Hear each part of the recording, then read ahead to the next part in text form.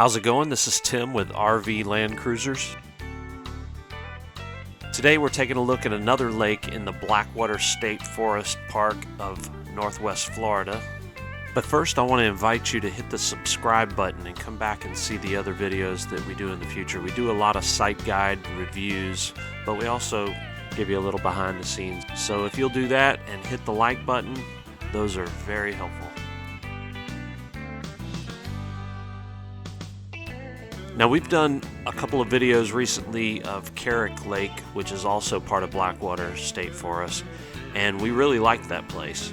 This is about 15 miles from there, and I gotta tell you, I like this place a little better. It has everything that you would expect from a lake. It has great kayaking, great fishing, but it also has access to Krull Lake, which is a very small, I would call a pond, that is specifically for swimming.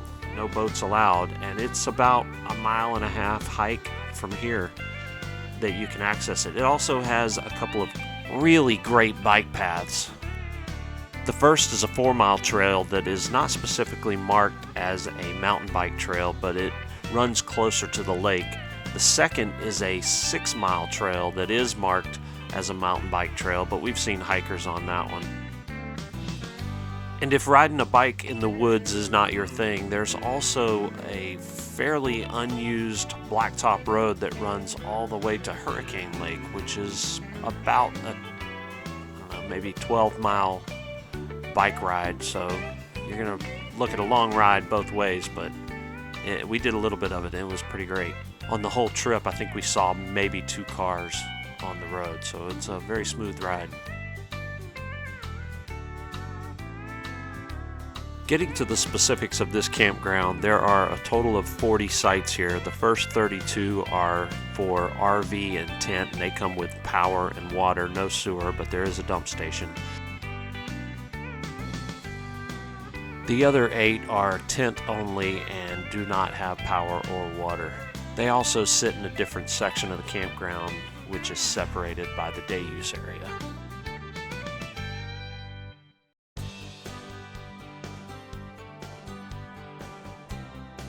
We stayed 2 nights, and reservation fees and taxes and everything, it cost us about $57. Tent sites will run you a little cheaper. As for cell phone signal, we were running T-Mobile and Verizon, and we had 0 signal, but I did talk to someone else that was at the park, and they seemed to have signal. I did not ask who they had, but I'm going to assume it was AT&T. We have a 28-foot RV, and my in-laws have a 38-foot RV, and we stayed in site 27 and 31, which is a pull-through buddy site. I was in 27 in my 28-foot RV, and it was not level at all, so the front end had to go up pretty high. The 38-foot RV didn't have a whole lot of problems getting level on their side, so site 31 seemed to be okay. As you can see in the video, some of the sites are gravel, some are dirt and grass, some actually have blacktop. It's hard to tell, but it looks like a lot of them are not super level. So be very careful and be prepared to really work your leveling system. Some of the sites seem very close to the other sites as well, so pick your site carefully.